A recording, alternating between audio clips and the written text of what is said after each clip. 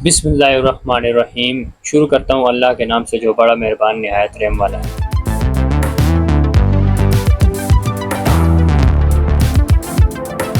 अस्सलाम वालेकुम प्यारे दोस्तों, कैसे हैं आप सब। उम्मीद करता हूँ कि आप सब खैरियत से होंगे। आप देख रहे हैं इन्फोपीक और मैं हूँ अहमद अली हराइम। प्यारे दोस्तों, आज मैं आपको बैटरी बैकअप ना मिलने की असल वजह बताऊंगा कि ऐसी कौन सी गलती हम करते हैं कि हमें जिसकी वजह से बैटरी का बैकअप नहीं मिल पाता, या ऐसी कौन सी वजह होती है जिसकी वजह से हमें बैटरी का बैकअप नहीं मिल सकता। क्योंकि अक्सर दोस्त मुझे ये कंप्लेन करते हैं कि हमें बैटरी का बैकअप नहीं मिल रहा। और इसके साथ ही आपको बैटरी की सर्विस करने का तरीका भी बताऊंगा और इन्वेक्स वेरिएंट 2 4.0 किलोवाट के इन्वर्टर की सेटिंग के बारे में भी आपको बताऊंगा। तो सबसे पहले मैं आपको ये बताता चलूँ फ्रेंड्स कि मेरे एक दोस्त ने मुझसे कांटेक्ट किया कि बैटरी का बैकअप नहीं मिल पा रहा। तो जब मैं यहाँ पहुंचा तो मैंने यहाँ पर बहुत सारी ऐसी कमजोरियां देखी जिससे इनको बैटरी का बैकअप मिलना पॉसिबल ही नहीं था। क्योंकि जब तक हमारी बैटरी अच्छे तरीके से चार्ज नहीं होगी तो हमें बैटरी का बैकअप किस तरीके से मिलेगा। तो सबसे पहले मैं आपको बताता चलूँ कि मैं जब यहाँ पहुंचा तो यहाँ पर इनकी बैटरी खस्ता हाल में और नीचे ज़मीन पर रखी हुई थी, जबकि इनके पास एक बैटरी का स्टैंड भी बना हुआ मौजूद था। तो पहले मैंने दोनों बैटरीज को इस स्टैंड पर प्रॉपर तरीके से सेट कर कर रखा और फिर मैंने चेक किया कि इनकी बैटरी का वाटर भी बराबर है या नहीं। तो इनकी बैटरी का वाटर जो है बिल्कुल भी बराबर नहीं था, यानी कि किसी सेल में पानी बराबर था, किसी सेल में पानी बहुत कम था। और इसके साथ ही मैंने इनकी बैटरी के कनेक्शन भी चेक किए जो कि लूज थे। तो प्यारे दोस्तों, बैटरी बैकअप ना मिलने की असल वजह यही होती है सबसे पहली कि बैटरी का वाटर कंप्लीट होना चाहिए और उसके साथ ही बैटरी के जो कनेक्शन होते हैं वो लूज नहीं होने चाहिए। अगर बैटरी के कनेक्शन लूज होंगे तो हमारी बैटरी प्रॉपर तरीके से चार्ज भी नहीं होगी और हमें बैकअप भी नहीं दे पाएगी। क्योंकि लूज होने की वजह से बैटरी की जो वायर है उसकी पकड़ प्रॉपर तरीके से नहीं होती, जिसकी वजह से वो बैटरी ना तो चार्ज होती है और ना ही हमें बैकअप देती है। तो बैटरी की सर्विस करने के लिए मैंने इनसे यहाँ पर सादा पानी मंगवाया और बैटरी के जो सारे सेल थे सारे सेल्स में मैंने वाटर चेक कर प्रॉपर तरीके से इनमें वाटर डाला और फिर मैंने बैटरी को अच्छी तरह सर्विस किया, इसका वाटर मुकम्मल किया। और आपको बताता चलूं कि हम बैटरी में सादा पानी डाल सकते हैं लेकिन पानी साफ हो, कचरे वाला ना हो। जैसे कि बैटरी में तेजाब पहले से मौजूद होता है तो मजीद हमने इसमें तेजाब नहीं डालना होता, हम इसमें सादा पानी डालकर अपने बैटरी के लेवल को बरकरार रख सकते हैं। और जैसे कि मैंने इनसे साफ पानी मंगवाया और बैटरी के लेवल को बरकरार रखा। और प्यारे दोस्तों, जब आपकी बैटरी के कनेक्शन लूज होते हैं तो आपकी बैटरी चार्ज नहीं हो पाती। और ये भी आपको बताता चलूं कि इस पर टर्मिनल भी सही नहीं लगे हुए थे, क्योंकि कॉपर के और अच्छे वाले टर्मिनल लगाने चाहिए। आप यकीन करें, मैंने बहुत मुश्किल से ये टर्मिनल टाइट किए क्योंकि इसमें लूजपन बहुत था और टाइट करने की जगह बिल्कुल भी नहीं थी। तो मुझे काफ़ी दुश्वारी का सामना करना पड़ा यहाँ पर टर्मिनल को टाइट करने के लिए। और फिर जब मैंने इन्वर्टर की सेटिंग चेक की तो इन्वर्टर की सेटिंग किसी ने भी नहीं की हुई थी, यानी कि जैसे लगा था वैसे ही बाय डिफॉल्ट पर वो सेट हुआ था। तो मैं आपको बताता चलूँ कि हम जब भी सोलर सिस्टम इंस्टॉल करते हैं तो सोलर सिस्टम इंस्टॉल करने के बाद इन्वर्टर की सेटिंग करना मोस्ट इम्पोर्टेंट होता है। ऐसा नहीं होता कि हम इन्वर्टर हमने लगा दिया तो बस हमारा जो है ना बैटरी का बैकअप हमें मिलने लग जाएगा। तो मैं आपको बता दूं कि बैटरी का बैकअप फिर इस वक्त तो हमें मिलेगा, एक दिन 2 दिन या एक हफ्ते तक हमें मिलेगा, लेकिन उसके बाद फिर हमें बैटरी तंग करना शुरू कर देगी।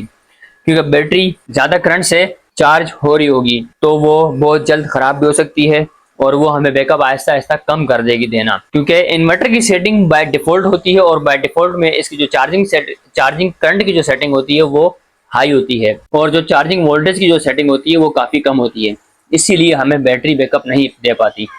तो आप इस बात का ख्याल रखें कि जब भी सोलर सिस्टम आप खुद इंस्टॉल करें या किसी कंसर्न टेक्नीशियन से करवाएं तो इन्वर्टर की सेटिंग लाजमी करवानी है, क्योंकि इन्वर्टर की सेटिंग के बगैर गुजारा नहीं है। नहीं तो आप ये समझेंगे कि आपके सोलर लगाने का फायदा नहीं है और एक वक्त आएगा कि आप इससे तंग आ जाएंगे। तो इन्वर्टर की सेटिंग स्टार्ट करने से पहले मैं आपको ये भी बता दूं फ्रेंड्स कि इनकी बैटरी चार्ज नहीं हो पा रही थी, क्योंकि इनकी बैटरी के सेल जब मैंने देखे तो इनकी बैटरी के जो चार्जिंग सेल थे वो लगातार चलते ही जा रहे थे, यानी कि वो स्टेबल नहीं हो रहे थे।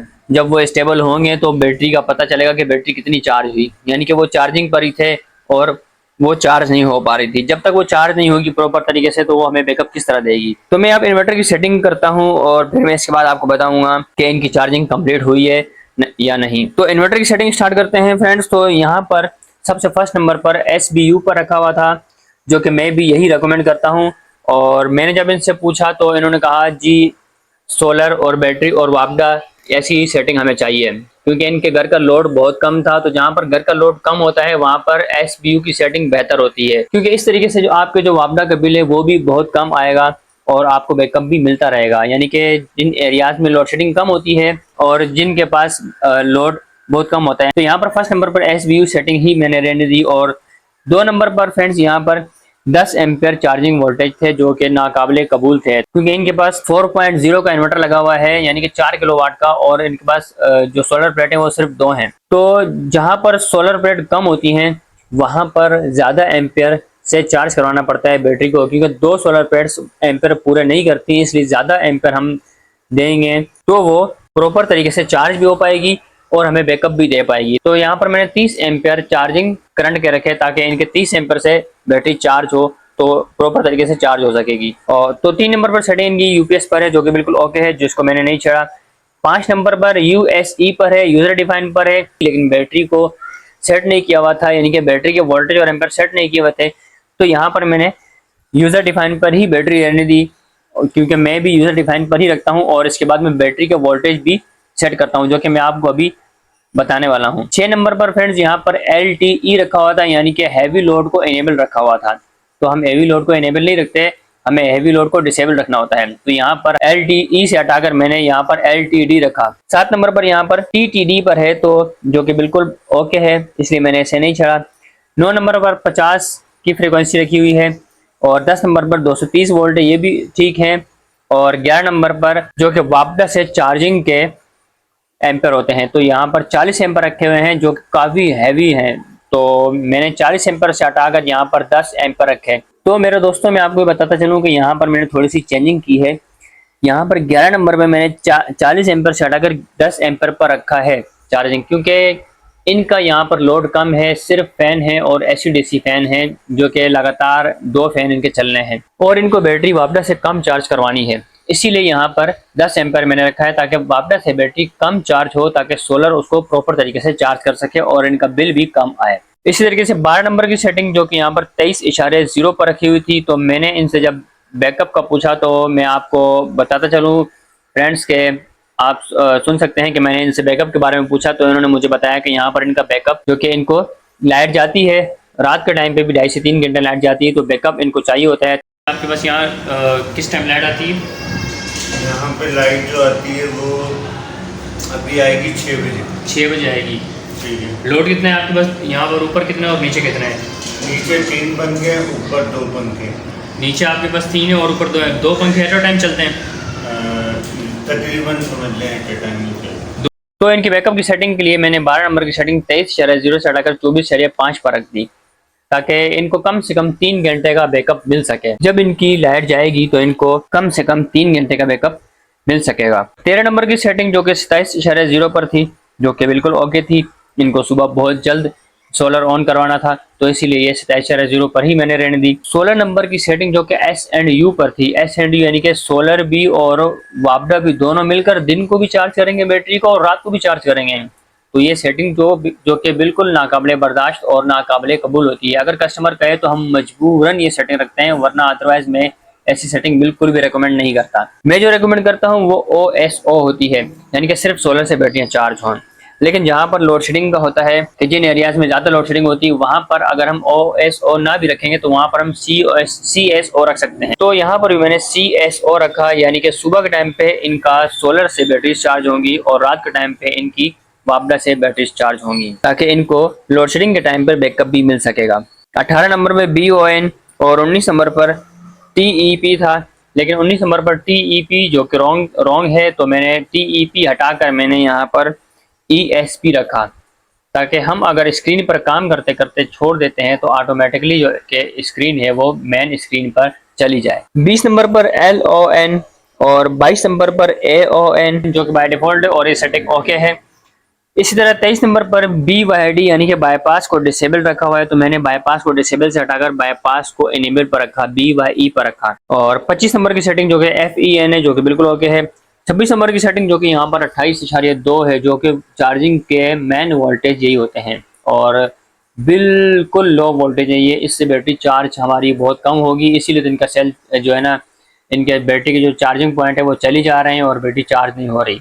28.2 से हटाकर मैंने बैटरी की जो चार्जिंग वोल्टेज है वो 29.4 पर रखे ताकि इनकी बैटरी अच्छे वोल्ट से चार्ज हो। ये भी वोल्टेज कम है लेकिन ये वोल्टेज फ्लैटेड बैटरी के हिसाब से बिल्कुल ओके है, तो इसीलिए यहाँ पर मैंने 29.4 पर रखे ताकि ना ज़्यादा वोल्टेज हो और ना ही बहुत कम वोल्टेज हो।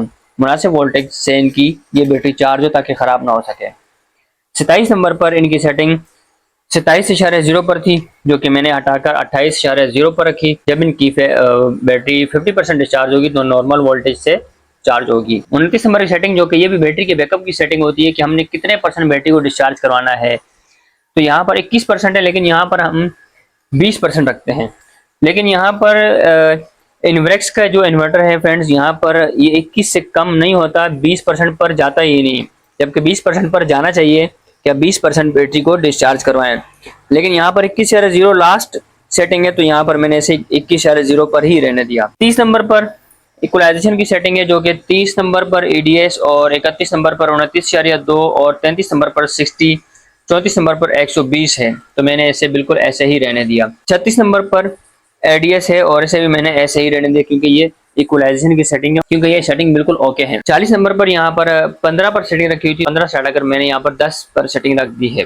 तो मेरे प्यारे दोस्तों, मैं आपको बताता चलूँ कि जैसे ही मैंने ये इन्वर्टर की सेटिंग की तो मैं आपको दिखा सकता हूँ कि आप देखें कि बैटरी के जो चार्जिंग सेल थे वो भी चार्ज हो चुके हैं, यानी कि बैटरी प्रॉपर तरीके से चार्ज भी हो चुकी है और चार्ज होने के साथ साथ इनको इनका बैकअप भी मिलने लग गया है। आप देख सकते हैं कि बैटरी पहले चार्ज हो रही थी लगातार, लेकिन अब बैटरी फुल चार्ज हो चुकी है और अब उम्मीद है कि इनको बैटरी प्रॉपर तरीके से एक अच्छा बैकअप भी देगी। और इनकी बैटरी की जो सर्विस थी वो भी मैं कंप्लीट कर चुका हूं और इनके जो बैटरी के जो कनेक्शन जो लूज थे वो भी मैंने सही प्रॉपर तरीके से टाइट कर दिए। तो फ्रेंड्स, ये कंप्लीट इन्वर्टर की प्रोग्रामिंग 4.0 किलोवाट इन्वेक्स वेरिएंट 2 की और इसके साथ बैटरी की सर्विस करने का तरीका भी और बैटरी के कनेक्शन का तरीका भी मैंने आपको बताया कि हम किस तरीके से रखें। तो उम्मीद करता हूं कि फ्रेंड्स आपको ये कंप्लीट इंफॉर्मेशन, कंप्लीट सर्विस आपको पसंद आई होगी। आप मेरी इस वीडियो को लाजमी शेयर कीजिएगा और मेरे चैनल को सब्सक्राइब लाजमी कर देगा, क्योंकि मैं अगर मेहनत करता हूं तो आपके एक सब्सक्राइब करने से मुझे मेरी मेहनत का फल मिल सकता है। तो मैं उम्मीद करता हूं कि आप मेरे इस चैनल को लाजमी सब्सक्राइब करेंगे और बेल आइकन के बटन को लाजमी प्रेस कर दिएगा ताकि मेरी हर नई आने वाली वीडियो आप तक पहुंच सके। इसके अलावा फ्रेंड्स, मैं अपनी पिछली तमाम वीडियोस में इन्वर्टर की सेटिंग्स, बैटरी के बैकअप के बारे में बता चुका हूं। जिन दोस्तों ने वॉच करनी हो वो मेरी पिछली तमाम वीडियो वॉच कर सकते हैं। हर इन्वर्टर की सेटिंग के बारे में भी बता चुका हूं और मजीद भी आपको ऐसी अच्छी वीडियो बनाकर आपके लिए मैं लाता रहूँगा। इंशाअल्लाह फिर किसी अच्छी वीडियो के साथ मैं आपकी खिदमत में हाजिर होऊंगा। जब तक के लिए मैं आपसे इजाज़त चाहता हूँ। अल्लाह हाफिज़।